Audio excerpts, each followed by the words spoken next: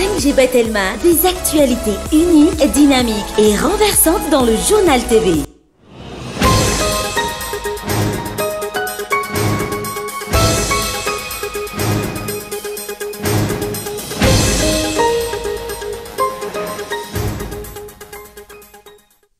Miverina amin'izao fotoana manakaiky fividianan'izao mibaiko midina sy ny fanampiana-mbavy reo sy fokotany. Mahagaga ankilan'izay ny fomba fiasan'ny seni izay mandrisika ny olona naramaso ny anarany anaty lisitra kanefa ilay lisitra tsy avoaka. Tsy rafitra politika fotsiny ny demokrasia fa fampiainan'ireo soatoavina hijoroana ary finiavana iantoka fa ny feon'ny vahoaka tsirairay dia enoana. Tokony homendanja ny olom-pirenena sy ny vatony tsirairay ho ny masovo Amerikanina. Efa tokony ho voava tamin'ny ampahany olana famatsiana herinaratra amin'izao fotoana raha nroso tamin'ny fanatanterahana ny tetikasa volobe sy sahofika ny fitondram-panjakana ho ny filoha nasionaly ny antoko HVM. Feno 7 taona katrok'androany na mainy rova ny manjakamiadana. Mbola maro ny teboka manjavozavo mikasika ny raharaha ary tsy mbola hita ihany koa ny vokatry ny fanadihadiana. Voaositra ho filohampirenena Amerikanina fa 7 any Etazonia indray. Ny kandida avy amin'ny Républicaine Donald Trump manoloana ny kandida démocrate Kamala Harris ny antsiprian'izay.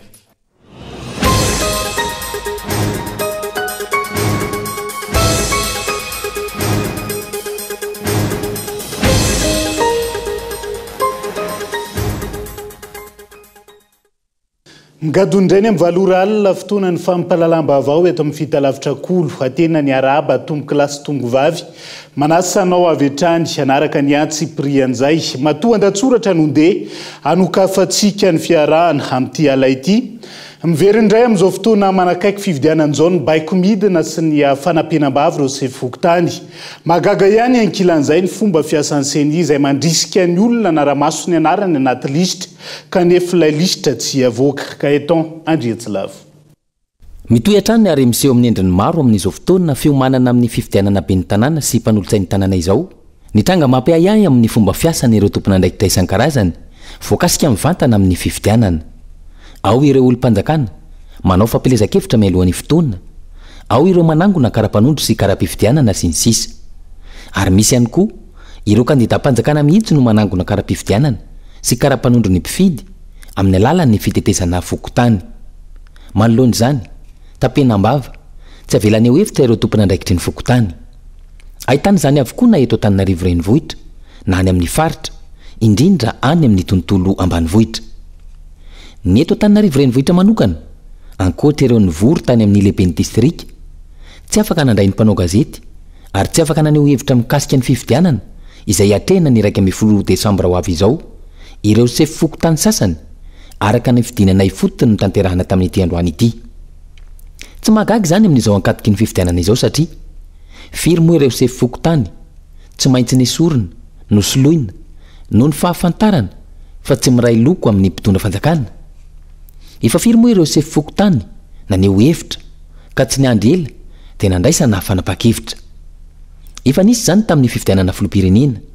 tamin'ny fifidianana solombavam-bahoaka ary izao mbola mitohy amin'ny fiomanana amin'ny fifidianana ben'ny tanàna izao. Manoloana izany, mangina ary samy tsy misy miteny. Ho an'ny seni, efa nirosoana ny fanavoazana tanteraka ny lisam-pifidianana. Nirosoana araka ny voalazan'ny lalàna ihany koa ny ralina na ny fanavaozana isan-taona ny lisam-pifidianana. Hatramin'ny androany nefa, tsy mbola mahavita mamoaka ny lisitry ny mpifidy. Tsy mbola misy resaka ny momba izany eny anivon'ny fokotany. Sa ve ihany fotoana akaiky fifidianana tahaka ny teo aloha ka tsy avoaka ny lisitra raha tsy 5 na 9 andro mialohan'ny androm-pifidianana? Tsy midika ve izany fa misy zavatra tsy mazava ao anatin'izany? Tsy midika ve fa misy hevitra ambadika ny fanampiana-mbava ireo tompon'andraikitry ny fokotany isan-karazany ireo? Tsy mivoaka ny lisitra. Ny seni ihany koa nefa kilan'izay mivoy sy manamafy ilay andinin'ny dalàna, milaza fa afaka manao fangatahana eny amin'ny fitsarana ireo olom-pirenena izay tsy tafiditra ao anaty lisam-pifidianana. Ahoana moa no afantarana raha tafiditra na tsy ao anaty lisam-pifidianana raha toa ka tsy mbola mivoaka io lisitra io ka ahafahan'ny mpifidy manamarina ny anarany ao anatin'izany? Efa nanao fangatahana nitserika io lisitra io ihany koa ireo kandida avy amin'ny antoko maro samihafa kanefa tsy nahazombaliny izany. Aiza ho aiza ny tena fifidianana madio sy mangarahara manoloana izany, satria ny fifidianana dia tsy ny androm-pifidianana ihany fa misy ny ao aloha, misy ny mandritra ary misy ihany koa ny aoriana. Aiza ho aiza ny demokrasia sy ny tena safidim-bahoaka manoloana izany. Vao maly niatrika fifidianana ny Amerikanina, ireny ny arana hita ireny ny zava-nisy sy ny vokatra. Ary androany aza nanamafy ny maso ivoa Amerikanina monina sy miasa eto Madagasikara fa ny demokrasia dia mitaky fikolokoloana, tsy ankijanona,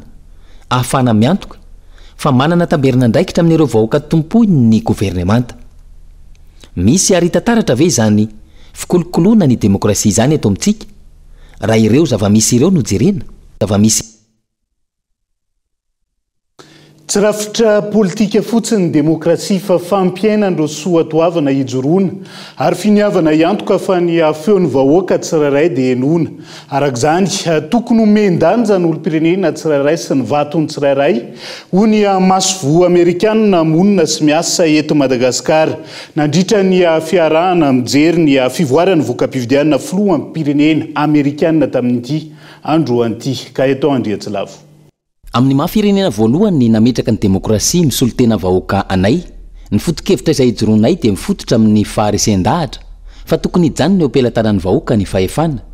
Hoy ny maso ivoa Amerikanina monina sy miasa eto Madagasikara tamin'ny kabary izay nataony nandritra ny fiarahana mijery ny fivoaran'ny voka-pifidianana filoham-pirenena Amerikanina androany. No amafisiny ihany koa fa hatramin'ny nananganana ny fireneny ny taona 770 dia nivoatra sy nialalina ary nitombo ireo hevitra momba ny demokrasia, saingy tsy niova ny foto-kevitra any vahoaka ny demokrasia ary ny fandraisana anjarany rehetra ihany no mampiroborobo izany. So for more than 2 centuries we've continued nandritra ny taonjato roa mahery dia niaina arak'izany vinaizany izahay, ny fifamindram-pahefana ampilaminana, ny fiarovana ny zofototra ary ny finoana fa ny fifidianana rehetra dia fotoana iray anavaozana ny finiavanay anaja hatrany ny fahalalana sy ny rariny. Tsy mora foana nefa izany. Ny demokrasia dia tsy rapitra tonga lafatra ary mety mikorontana azy izany indraindray. Saingy nankaletriny izahay fa ny demokrasia dia zotra mitaky kolokoloana, tsy ankijanona mba ahafahana miantoka fa manana tamberina ndraikitra amin'ireo vahoaka tokoiny ireo governemanta. regardless of who wins the election. Tsy mikasika ny fifidianana Amerikanina ihany ity etsika ity, fa fotoana iray isaintsainana ihany koa ny mahazava-dehibe ny demokrasia na aiza na aiza. So as we observe this day of elections, koa eo ampijerena ny zotry ny fifidianana an'io dia ankalazaintsika ihany koa ny feo ny olom-pirenena tsirairay sy ny anjara andraikitry ny tsirairay amin'ny fampanjakana ny demokrasia. and it is an experiment that we call democracy. Tsy rafitra politika fotsiny ihany ny demokrasia hoy izy, fa fampiainana ireo soatoavina hijoroana ary finiavana iantoka fa ny feon'ny tsirairay dia enoina. Ny olom-pirenena tsirairay dia homen-danja ary ny vatony tsirairay dia manana ny heriny.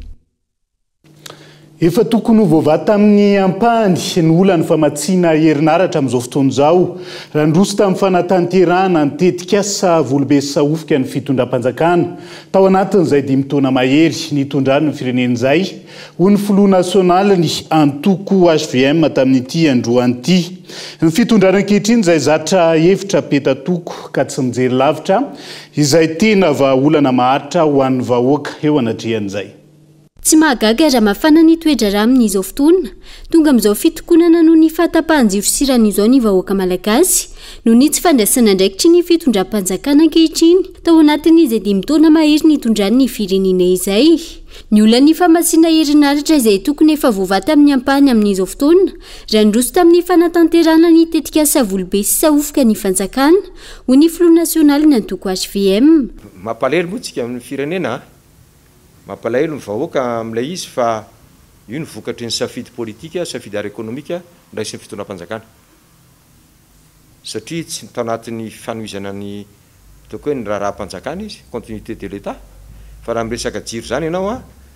samy mahalala tsika. Fa raha ny tohizina ny ataoko hoe volobe sy sahofika raha zay fotsiny resahana sy ny ataoko hoe ny restructuration jirama satria efa nisy plan de restructuration natao tatin'ny jirama iny nomboka tamin'ny 2017 raha nytoiziny zany a de efa 2022 na 2023 efa nandeha fa namokatra ny volobe saofika efa nanala amin'ny apahany lehibe an'izao zavatra mitrangy zao fa tsy fandraisana andraikitra nandritran'izay 5 taona 9 taona zay ohatrany ihany hoe any amin'ny lalana reny infrastructure lehibe reny fikojakojanany reny tsy natao ifikojakojanany resaka na fanamboarana fanavozana ny resaka structure iny ty izy ny momba ny angovo io raha tsy resaka afaty zay satria reny mavesatra be eo amin'ny volam-panjakana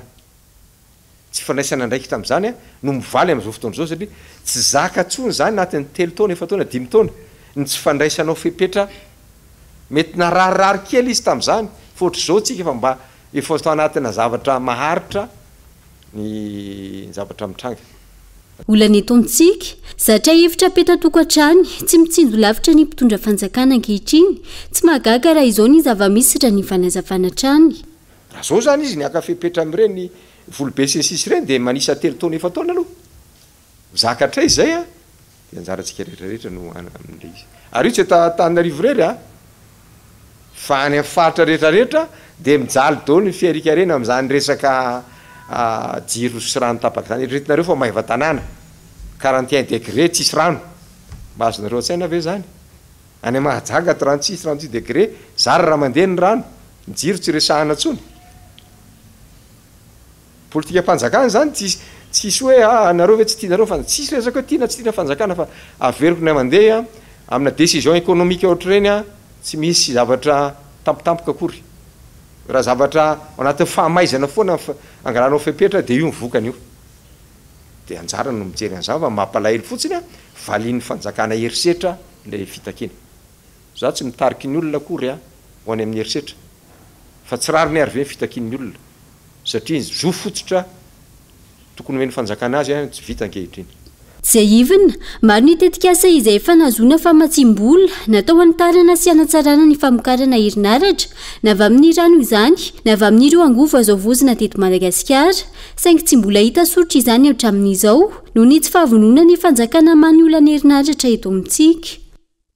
ao anatin'izay olany famatsiana herinaratra izay fa any Antsirabe vetivety miverina tony teo aloha ihany koa ny fahatapahan-jiro mifanesy amin'izao fotoana izao mitarainy ireo mponina ary mitombo ny fahasahirana misy ao an-tokantrano tsy mahavaolana ny fitondram-panjakana ho ireo mponina ary fampandriana drisa fotsiny ihany no be raha ny fanadihadiana natao handrindrina Randriamiarysokolo Antsirabe tsy misy fiovana ary vao mahay mitombo hatrany ny fahatapahan-jiro eto amin'ny renivohitry ny fatrovakinankaratra amin'izao fotoana izao raha ny fanadihadiana nataony ampanao gazety teny anivon'ireo fokontany maromaro teto Antsirabe dia mahatsiaro sahirana ireo vahoaka manoloana ity fahatapahan-jiro mifanesy ity niveriny ny 3 tapaka ao anatin'ny ray andro ny herinaratra ary ny alina tontolo dia tapaka foana ihany koa mitaraina araka izany ireo mponina na ny ankizy ara tsy afaka manao devoir ohatra izy zazakely ty amin'ny hariva vao tokony hanao devoir dia tsy afaka raha ohatra ny anay zao a amin'ny maraina indraindray izy tapaka amin'ny 7 dia any amin'ny 3 any miverina dia tapaka indray amin'ny 4 dia indraindray amin'ny 9 alina vao miverina eo amin'ny indroa eo zany na indraindray raha mahatratra iny 3 mandra-paharaina dia efa amin'ny alina moa indraindray efa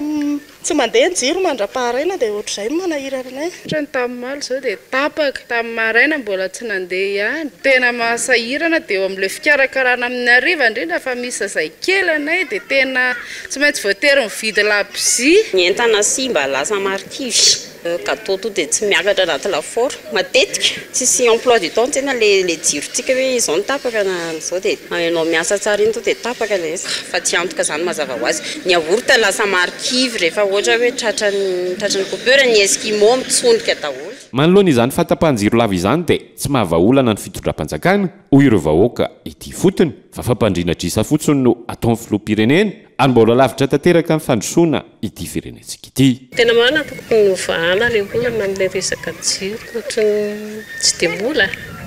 tsy dia mbola mahavary tsy dia mbola hita ireo sa fiatraikany hoe mivaly olona tena mbola tsy hitako loha izay vahaolana tandry zareo hatramin'ny mitondran'io filoham-pirenena io tsisy fandrosoana mihitsy Madagasikara tena mbola sarotra be amintsika aloha hatreto zany hoe fiovana zany fampandriana drisa fotsiny le hoe leo mitady solution mety tena mitady solution fa tsy à la hauteur tsy à la hauteur le olona mitady solution zany zavatra fa loatra ny mamaika nitsoavany tompon'andraikitra anisan'ny zavatra lahara-panomena zany jiro zany ho an'ny resaka fampandrosoana dia tena jerevo akaiky fa manjary ohatrany hoe haingo diso anarivo zavatra atao sasany rehefa tsy mandeha aloha ny fampandrosoana araka izany dia mbola miaina ao anatin'ny fahatapahan-jiro matetika ny eto amin'ireny vohitra ny fatrivakina karatra izay anisan'ny tena mampitaran'ireo vahoaka aty atoerana ary sehampivelomana maro no potika tanteraka amin'izao fotoana izao vokatra izay fatapahany herinaratra izay manambahiny ny sampana fampahalalam-baovao amin'ity ality dia tsy iza fandrematora tsetson Jean-Jacques filohan'ny FMI malagasy na ny fa efa mividy no ilainy malagasy miarabanao tonga soa atao anatin'ny fampahalalam-baovao amin'ity ala ity olany herinaratra sy ny fividianana be ny tanàna sy mpanotsaina eto Madagasikara no rezahantsika ho resahana vetivety atao anatin'izao fampahalalam-baovao zao andrematora tsetson Jean-Jacques ho foana afaka herinandro ny délestage araka ny nambarany tale général ny jirama mampay toekarena sady mpanao politika anao matoky an'izay ve ianao ho amin'ny androany mametraka ny fiarabananao aloha Andriamantoiva dia miaraba ny vahoaka malagasy rehetra manaraka ny fandaharam-baovao eto amin'ny Kolo rehefa miteny an'izay nge le fitondrana dia meny tena ianao raha manana vahaolana tokony hazavainao hoe zao ny amahanay ny olana io zao ny entimana na anaovana azy fa le fitenenanao ohatrizay mety iva izy fa iverina izy afaka andro vitsivitsy avy eo na afaka herinandro vitsivitsy avy eo nefa le tena vahaolana za zao na eno ny gouverneur Banque Foibe Madagasikara maly dia toranome ny vahaolana eny ampelantananao fa le ampiasany an'le vahaolana eny tsy mandeha any amin'izay izy inona no teneniny tao tsika io zay manana volamena 2 taonina atsy amin'ny Banque Foibe dia 7 taonina any ivelany mipetraka amin'ny fanontaniana Andriamatoa oviny ireo volamena ireo mivoaka teto 7 taonina zany be dia be nge zany araka ny fiteniny taonina na zao koa azy dia efa any ivelany ireo dia ho amidy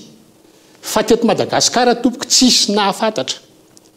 hoe nivoaka zany volamena 7 taonina zany izany miteny fa tsy 20 taonina io na 100 taonina io tsy fantatra tsony marina zany fa zay te hamoaka dia mamoaka efa tonga any izy hoe ay manana 7 taonina any any banque centrale mbola tsisy niteny an'izay teto hatramin'izay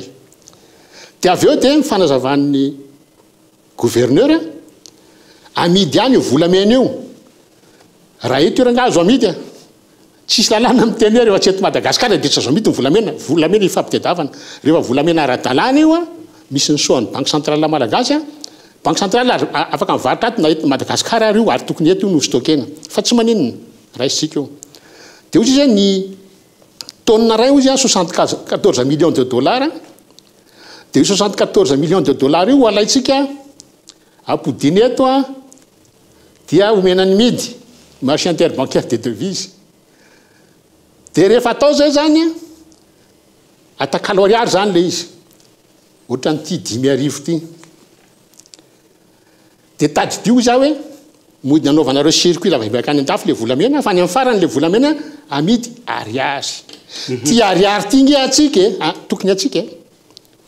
vahaolana voalohany zany avereny ny fiandrianam-pirenena vola malagasy tsy tokony vidy ariary intsony itsika eto Madagasikara ny anamary toerana n'ilay ariary mantsy ny tanjona ao anatin'ilay izy andrematora tsetson Jean-Jacques raha ny tokony ho fipetraka izay circuit zay zany manahoana mampay toekarenanao dia hoy za hoe diso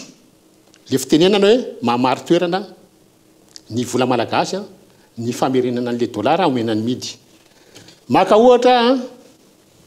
nosy akaikitsika Komoro ny 1 euro any Komoro ariary zato amin'ny volatsika ty ariary zato ty mahazo 1 euro any Komoro eto amintsika 10,000 10 avoeniny atsika Komoro zany anefany tsy manondratra fa tsy entana efatra ilangilangy vanille girofle copra zany menaka azo avy amin'ny coco tsy manana rena kibony tany tsy manana volamena maninona maro toerana amin'ny volany ary ny atsika tena mbola veriko foana hoe aleo tsy mihetsika amin'io 10,000 ariary io mihitsy ara le sandam-bola fa raha vao mahazo ainy io efa ny ainy atsika zany raha mahazo aina ny sandam-bola lasa 700 ny 1 euro tsy mihetsika amin'ny vidiny entana vao meka raha miakatra dia 700 indra miverina arivo ariary rany ianareo miakatra ray nyvidinentana zay mahatonga ny fiakana vidinentana tsy mitsahatra eto amintsika fa hoy za hoe avy reny ny fiandrianam-pirenena ny vola malagasy asorany zany io midy io fa io 74 millions de dollars io azontsika alaina tsara io mivaolana alainy dia apetraka ao amin'ny banque centrale io 74 millions de dollars io azo ividianana centrale ho an'ny jirama na 10 ara tianao vidina vao vidinao azo ividianana fantsin-drano ho an'ny jirama na 10 kilometre raha vao vidinao amin'izany 74 millions de dollars zany nge mivaolana maharitra ilain'ny jirama manahoana kosa ny fahitana tsetson zonzaka nylay fampiasana nylay vola 300 millions d'ariary isan'andro ampandehanana andro turbine roa lehibe zao koa ohatra ny efa nankatoavy ny filakevitra minisitra farany nylay ampahambola ny doavana nylay fananganana nylay 105 mégawatt manahoana ny fahitana ho an'izay nga tsy vaolana kosa ny makasitrano zany satria hofana lafo be io 74 millions de dollars io rehefa miverina ividianantsika 1000 ho an'ny jirama dia tsy manova tsony ny jirama dia mampienany tena marina nge fitatanana ny jirama tsy ao e firy zay a nefa nyteny fa ny eo amin'ny jirama le hofana centrale lafo loatra ny condition anofanan'le centrale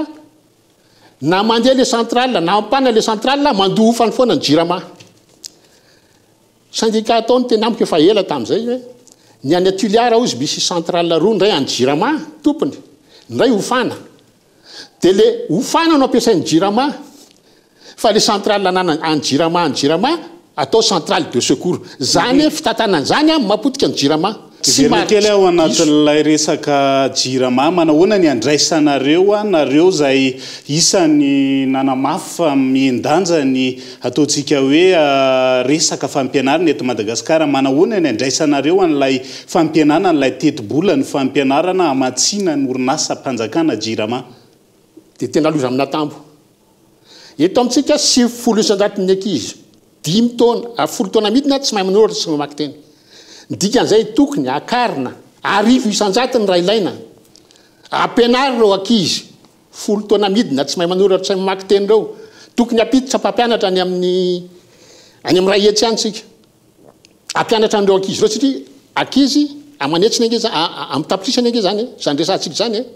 dia maninona ny fampianarana reny mbola ahenanao dia hoy za hoe tena manao tsinitsinina n'le malagasy le fitondram-panjakana fa mbola veriko foana tsy ianareo rery ny tompony volamena tsy ianareo rery ny tompony arena kibony tany 30 tapitrisa ny miaraka tompony azavao daholo ny zavatra ataonareo am'ireo grafita zao efa nanomboka ny le exploitation grafita tadidio fa ny ilmenita eto amintsika ny tsara indrindra iratany 60% ny toana dioxyde de titane any ivelany eo amin'ny 50% 52% eo ny grafita ny eto amintsika ny tsara indrindra iratany ny qualité ny grafita aiza ny isin'ny tambiny aty amin'ny vahoaka malagasy fa maninona ny akizy ny akizy ny malagasy ray no ahenany budgetn'ny fampianarana tena lozany zany loza amina tambo avelantsika eo ny mahakasika an'izay famatsiana herinaratra izay andriamatora tsetson zonzaka fa ombadiko resaka io ihany koa amin'izao fotoana mandeha entsika ny resaka osika sy ny kolikoly ara-pividianana samihafa tazantsika zao ny candidat be ny tanàna ny mahajanga sady flou national ny antoko SVM andriamatora ivra kodivao ny dénoncé an'izay endrika kolikoly sy ataontsika hoe osika samihafa ny mahajanga zay hoan'ny FMI malagasy zay ampikambana ao anatin'ny vovonana kolektif ny malagasy ihany koa manana candidat maro ianareo toanana ao anatin'izao fividianana be ny tanàna azy mpanolotsainy zao manahoana ny fahitanareo an'izay zavamisy mahakasika an'izay kolikoly sy osika manodidina ny fividianan'izay amin'izao fotoan'izao io nge dia zavatra mahatsiravina satria io foana ny ainana raha vao misy fividianana dia fa tonga dia tsy maintsy misy resaka kolikoly tsy maintsy misy resaka osika zay aloha dia zany tenako aloha dia manohana ny rivra kodivao ny Masanga satria izy namana akaiky izy na dia tsy collectif ary izy manohana azy ny tenako manohana azy ny GT anohana azy moa manohana azy fa eo foana nijerevana azy hoe raha mijeritsika ny eto Antananarivo eto zao no hitako raha na ohatra ny Tahinar Zafinjoelina Doly ara le candidat fito dia manao ny asany koa ny CUA tsy vita vetivety ny asa eto Antananarivo ny BDB fa mihina no famingana satria zay zavatra ataon'ny candidat omera amin'izao fotoana zao zany sakanana nefa le olona le zareo amin'ny CUA zara fa mahavita n'le asa taony an-dramanala zao sakanana zay ny zavatra misy eto Antananarivo fa mety mitovitovy amin'izay avokoa ve ny zava-misy amin'ireo commune rehetra manerana ny Madagasikara sa manahoana mety tsy ampitovy azy dia mety sisy kandidany manomboka manao an'le asa namera ohatra nataony tahina fa ny zavatra izy dia le fanomanana an'le osika fanomanana an'le osika ahafahana mandany ny kandidany fitondrana satria rehefa jerena nge zareo tsy misy ninona ataony mangina izy fa maina ny kandidany fitondrana ohatra ny tsy misy na iza eran'ny Madagasikara io ny kandidara ndraindray ny azy tsopotsopony nelina izy dia fatany hoe misy olona ry ndraindray kandidany adversaire no rahonany dia ataony kandidany zany ny zavatra misy eto amin'izao fifidianana zao misy an'ilay karazana fitakiana ny amoahana ny listim-pifidianana isaky ny BV cartographie électorale ataony ireo candidat maro amin'izao fotoana izao ohatrany tsy misy réaction ny CENI ao anatin'izay tranga efa niveriny io raha tsy diso tamin'ny élection présidentielle raha tsy diso efa dradradratra ianareo kanefa tsy nisy réaction ny avy aty ankilany manahoana ny andikanareo an'izay fomba fiadiny fitondrana nge io zany hoe ataony zay tsy anananao fotoana exploitena an'le listre dia arirarirany eny le izy le izy nge zavatra tsika androany efa tsy efa raiky ambe firy volana novembre androany fahavalo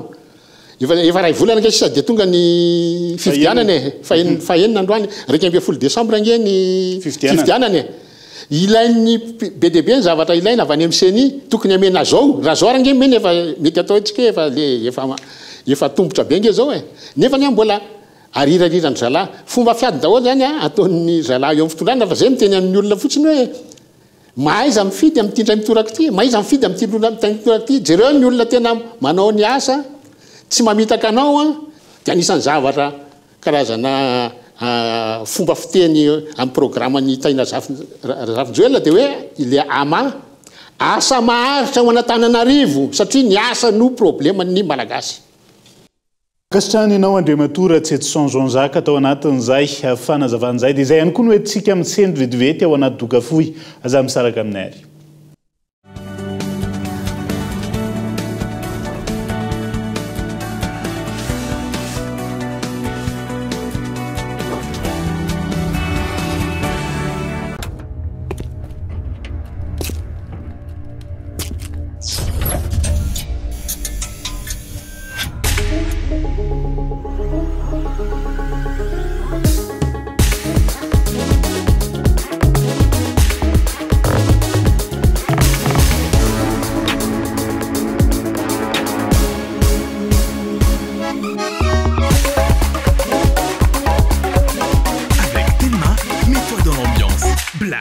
Novembre, suis la lumière et chope les super promos. Des deals de folie sur tous les produits. Et en plus, t'as des méga en bonus. Qu'est-ce que t'attends? Rends-toi en Telma Shop et sur zooma.mg.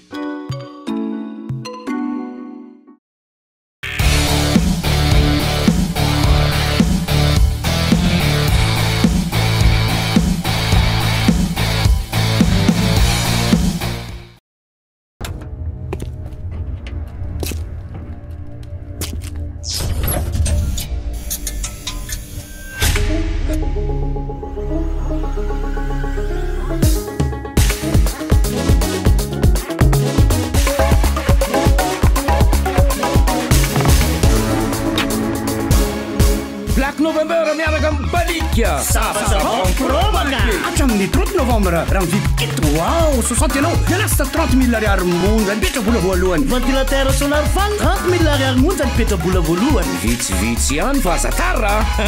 tonga vaingana eny amin'ny Telma Shop sy ireo mpaninjara mibalika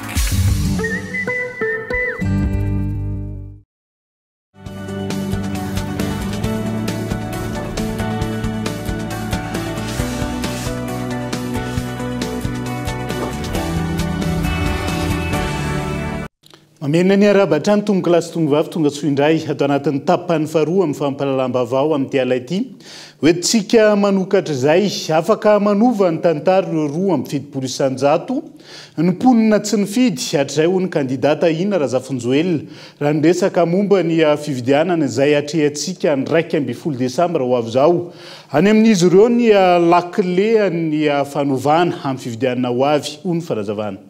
hatramin'izay raha nataony salanisa dia 20 na 30 isanjato ny mpifidy voasoratra anarany eto Antananarivo renivohitra no tonga mifidy. Io ta 20 amin'zato io zany no ny fampizaran'ireo kandida sy antoko efa mahazatra teto hatr'izay. Efa manana ny safidiny ireo. Raha misy ny fiovan-kevitra mety tsy oatra ny 3 isanjato zany. Ambany ny tany fandraisana anjara satria leo politika ny olona, leo fanentanana, leo akivina, leo ny fifandirana tsy mety vita amina hery politika roa. Mitady zavatra hafa ny olom-pirenena hoy Taina Razafinjoelina dia ny fanaovana politika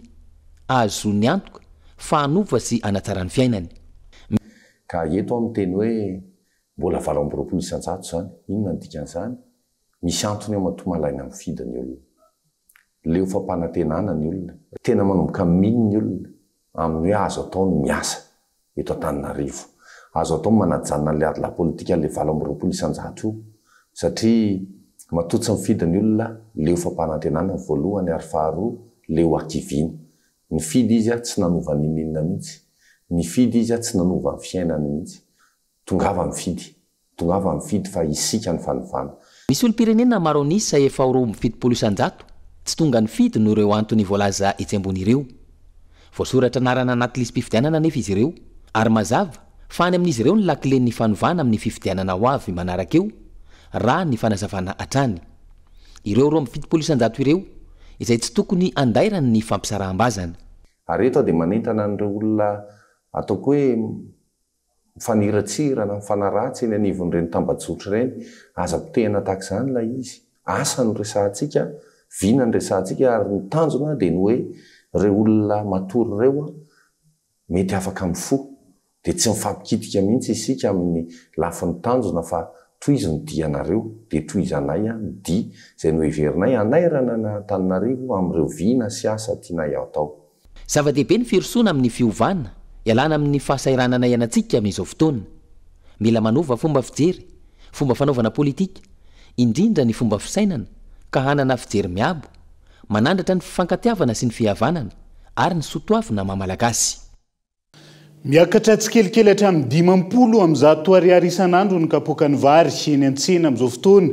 araka ny fanadiadiana efa holan'ny tahiry amin'ny vary gasy ka antony fiakarana ireo mpivarotra ahina hiakatra 100 isanjato io fiakaram-bidy io indrindra mandritra tsy aoria amin'ny fotoam-pahavaratra raha tsy misy ny fandraisana fepetra avy amin'ny fanjakana ireo mpiaro ny zony mpanjifa tamin'ity andro an'ity fitinykolona. Ankoatrany herinaratra izay efa mampikaikaiky anisan'ny tokantrano ankehitriny,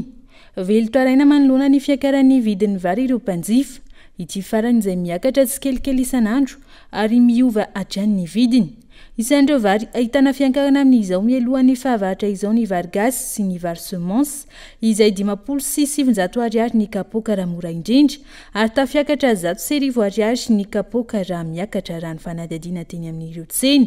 Semence zao tena mora indrindra zao 3 arivo zao kilo. Lafa indrindra zao ry delix le vary afarana ivelany miakatra sy moramora aloha. Misy 100, misy 50 amin'zato. Izy aloha tsy tena hoe mandeha tsy moramora zay zany le izy. Ohatrany tsy miakatra nefa miakatra ihany le izy. Ohatrany mamiadana zany dia ohatrany va tonga risady le prix zany. Makalioko aloha tena mandeha indrindra aloha. Ny vola moa zany le vary tsy maintsy hohanina dia tsy maintsy igny zany prioritaire voalohany satria zay le gasy. Dia tsy maintsy igny atao prioritaire zany. Ahina nisy ny fiankarana 100 isanjato amin'ny vidin'ireo entana eto an-toerana ireo raha tsy misy ny fandraisana fepetra avy amin'ny ministera mivarotra raha nambarana ireo mpiaro ny zony mpanjifa. Ny fitarainan'ireo mpanjifa mikasika amin'ny fiakaran'ny vidim-bary eny an-tsena izay tsy mitsahatra mitombo ankehitriny. Ao anatin'ny fotoana ho avy zao ny fety sy namany hiakatra izay tsy izy ilay io ary raha tsisy fanamarihana sy fanalamaso avy hatrany dia ngamba any amin'ny 100 isanjato ny efa rano io indray koa. Satria dia olona samy manao izay patany daholo ao anatin'ilay izy. Miakatra sahalan'ny hoe iny ny filazahana azy hoe tena efa tsy zaka intsony dia izy.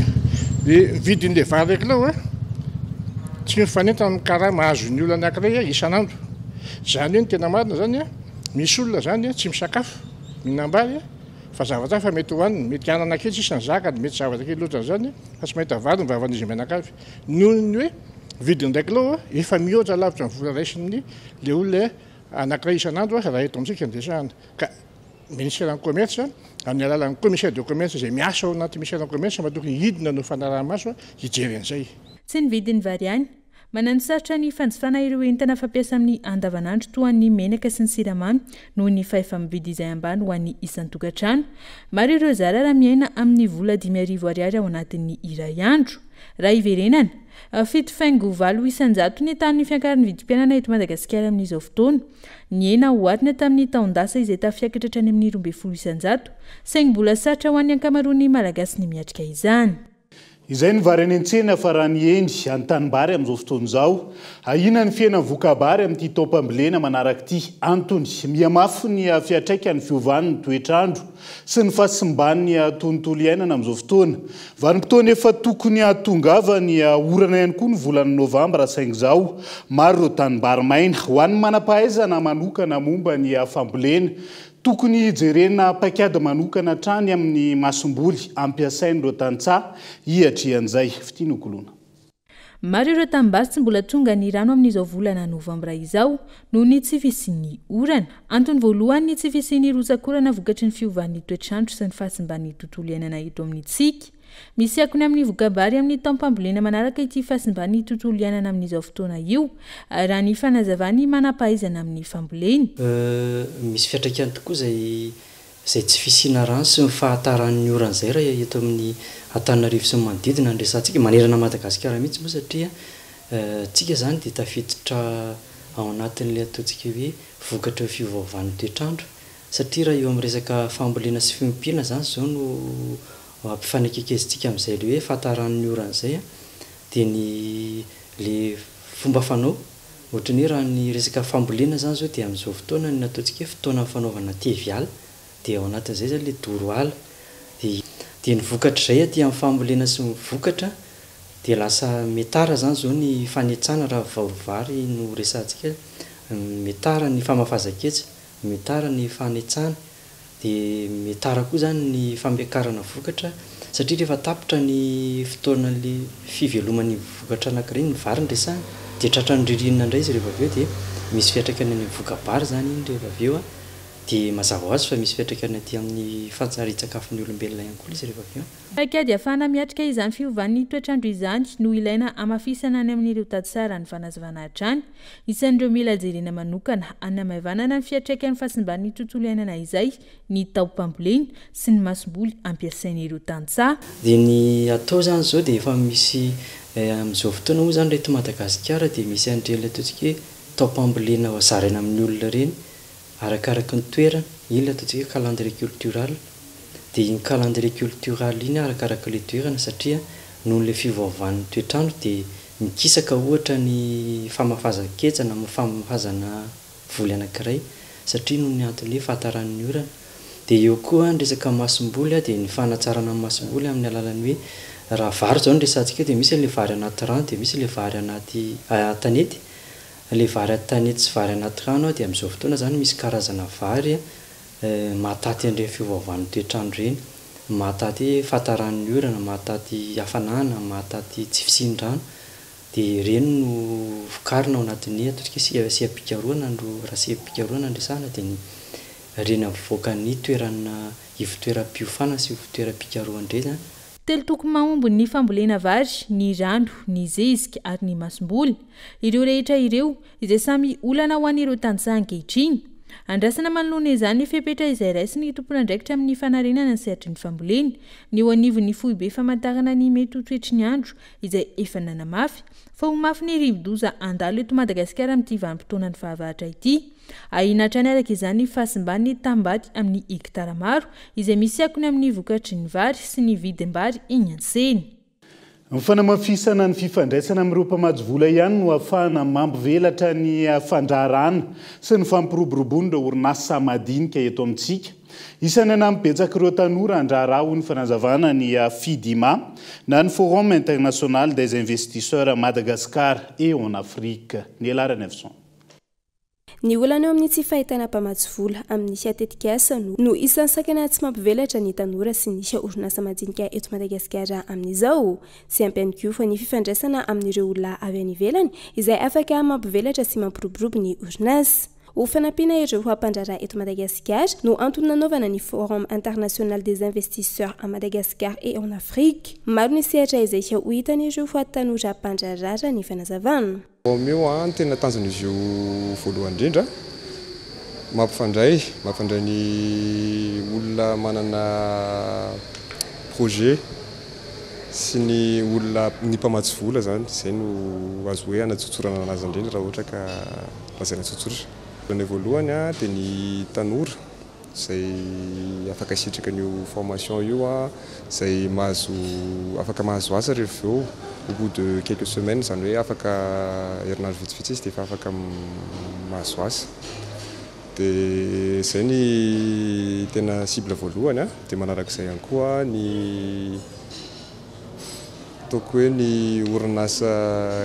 madinika satria ny orinasa madinika no tena anisan'ny mila fanampiana. Aritra 3 andro ny forum raha ny fanazavana ary maro ireo hampandray anjara andrasana amin'izany raha ny fanazavana hatrany. Fa ho fanampiana ny tanora indrindra manoloana ny firoborobon'ny intelligence artificielle amin'izao fotoana izao, nanatanteraka hetsika famelabelarana sy fifamizarana mikasika ny fomba fampiasana ny IA eo amin'ny lafin'ny fampandrosoana sy ny mahakasika ny l'argent et le bonheur ireo mpianatry ny SKE tetsy amin'ny CCSK Antanimena androany izay niarahana tamin'ny Steve Ndriama sy Tefi Adja Kaeton Andriatsilavo. Ne voyez l'argent que comme un outil. L'argent, c'est un simple outil. En fait, ce que vous aimez dans l'argent, ce n'est pas qu'elle fait le bonheur en soi, c'est ce qu'elle peut vous apporter. Si là, maintenant, tout de suite, je vous donne 1 milliard d'arrière, vous n'allez pas être content parce que vous allez regarder beaucoup de billets de 20 000 l'arrière, vous allez penser aux choses que vous pouvez vous offrir avec. C'est ça qui vous rend heureux. Ahoana ny fomba fampiasana ny intelligence artificielle eo amin'ny lafiny fampandrosoana indrindra ho an'ny tanora? Ina no tsara kokoa? Manambola sa manana fahasambarana? Ireo loha hevitra roa ireo no nivelabelarina sy ny fampizarany Steve Ndriama sy Tefi Adja androany tamin'ireo mpianatry ny SKE 67 hectara tetsy amin'ny CCSK Antanimena. Izy ity moa zany zahay dia mpianatry SKE 67 hectare dia filiaranay administration d'entreprise sy resaka comptabilité dia initiative de jeunes izy ity fa dans le cadre ny matière fianaranay amin'ny SKE sady opportunité ho anay zany ilancenay anatin'ny sehatra domaine entrepreneurial. Tena ilaina misy ilay tema tompoko satria araka fantatsika amin'izao dia zavatra tena mirongatra be amin'izao dia resaka intelligence artificielle dia dans le thème tsara mihitsy satria izy io zany ao resadresana sy fakafakainao hoe ahoana fomba fampiasaina an'io fitaovana io zany ho antsika tanoratra indrindra amin'ny fampandrosoana ny sehatra asa misy atsika na ny raha hoe misy te haniry ny créer ny entreprise. Tsy tokony hiala-maina fa ndray zavatra mihabona pozitiva avy amin'ireo intervenant professionnel avokoa ny mpianatra tsirairay avy aorian'izao famelabelarana sy fifampizarana izao raha ny fanazavana trany. Lafombavao hafa manondiany mianavaratra iazo any morondavatrany ireo mpiazakazaka amin'ny taikot kere andiany fatelo raha niala tao toliara ny sabotsy 2 novembre lasa teo. Lava ny lalana ka mitotaly 50 sy 300 kilometatra mahery no vita tao anatiny efatrandro. Mbola misy 20 kilometatra sisa vao mifarana andia be ho an'ny ady amin'ny tsy fampiandrano any Atsimo Gaeton Andriatsilavo.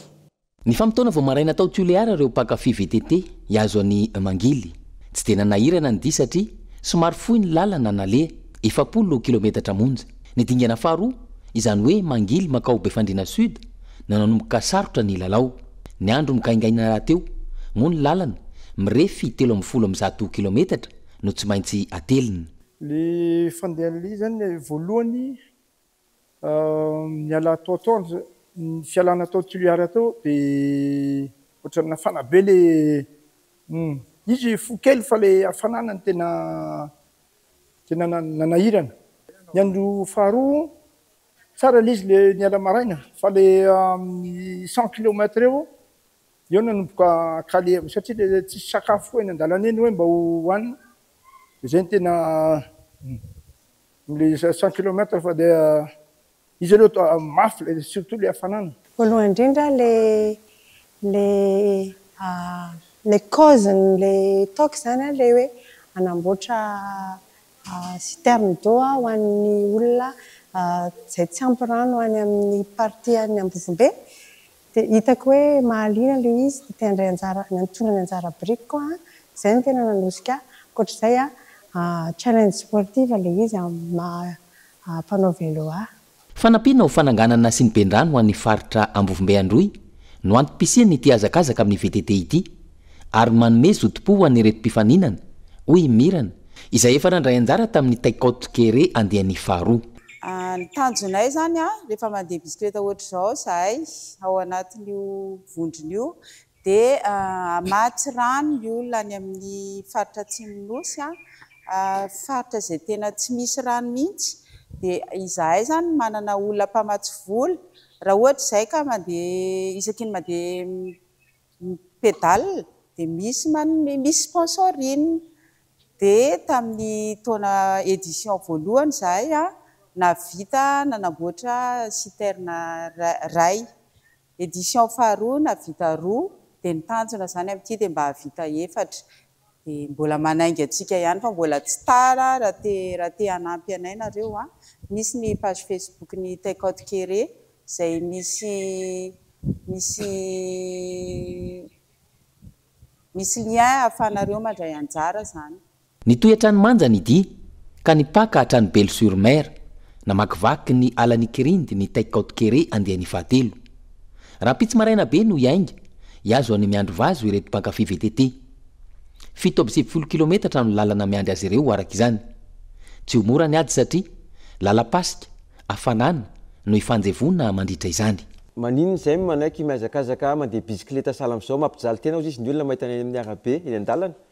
Li zany misy fitiavana bisikileta aloha zany amin'ny tsirairay 12 mpandray anjara. Amin'ny toerana rehetra ny havianay tsirairay dia efa mpanao bisikileta daholo izay rehetrarehetra ary tian'io resaka bisikileta io. Zay zany voalohany. Dia faharoan'izay moa zany misy an'le cause tianay arovana le fanampianan'ny olona any atsimo amin'ny resaka rano. Io zany moa zany efa voateny ombieny hoe ny fanambarana an'ireo anankiroeo zany ahafahanay manangona vola ny bisikileta zany nahafahany anangona vola nanantona mpanampy mpiara-miombonantoka ame volanay. Dia avy eo iny vola voangona iny amin'ny alalan'ny bisikileta zany no hoentinay ananganana fitarizan-drano ho an'ny olona any atsimo amin'izay toerana andalovanay. Mampietsi-po ny mahita olona tsara sitrapo mitsinjo ny mpiray-tanindrazana tahaka izao. Ny vola voangona avy amin'ny mpanohana izay entina ananganana siny be any Ambovombe raha tsy hivina hatrany. Anisan'ny antony mahatonga ny Kolo TV anohana ity hetsika ity.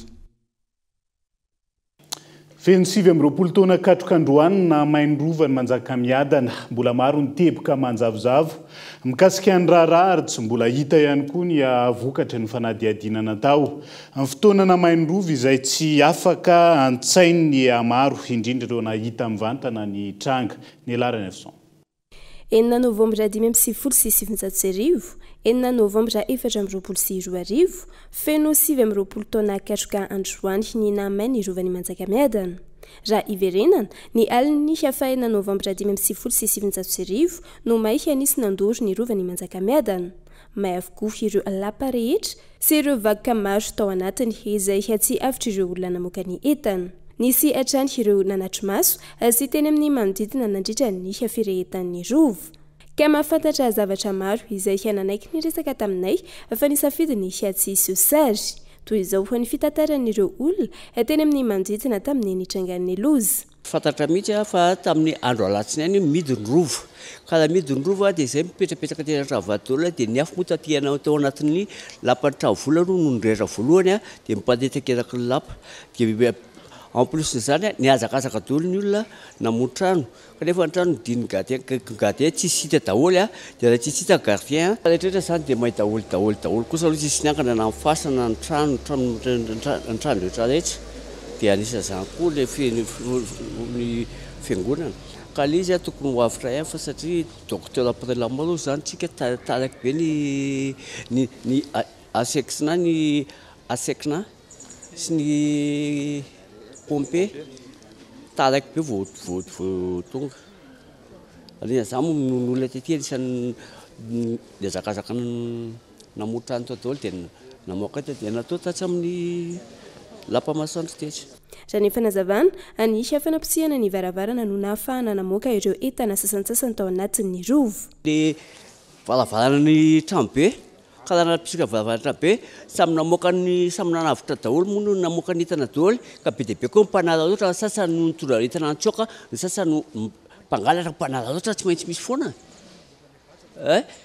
dia akoatran'izay moa zay zany a za moa zany efa ela gida teto dia akoatran'izay moa zany a 6 novembre ny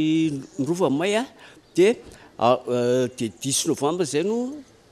natao conférence daholo ny gida teto anisa zany tena kolozato tsy menatra amin'ny tena zany ka zavatra nampalahelo be le izy zany zavatra sady nampahonena atreto tsy mbola fantatra mazava ny zavatra nitranga sy ny toy ny nisy afanajiajiana makesika nisy afahamaizan'ny rova ny manjaka miadana maresaka iraisam-pirenena vetivety no entina manakatona ny fampahalalam-baovao amin'ny diala ity voaositra ho filohan'ny pirenena amerikanina fa 7 any Etazonia indray ny kandida avy amin'ny républicaine Donald Trump rehefa nahazo vato misa 7.700 nanoloana ny kandida démocrate Kamala Harris izay nahazo vato 4.700 hatramin'ny tapany maraina teo ity kandida avy amin'ny antoko républicaine ity no nahazo vato betsaka indrindra tamin'ireo tanàna misa 4 lehibe anatin'ny 7 any Etazonia nitondra ny teny fisaorana sy fankasitrahany ireo mpifidy azy araka izany ny filoham-pirenena amerikanina androany tany Florida namafisiny fa tsy maintsy tafapetraka ny Amerika matanjaka azo antoka sy mandroso ary fotoana izao anatanteran'izay dia izay ihany koa no entina manakatona ny fampahalalam-baovao ankasitrahany ianao nanaraka izany hatramin'ny farany veloma tompoko.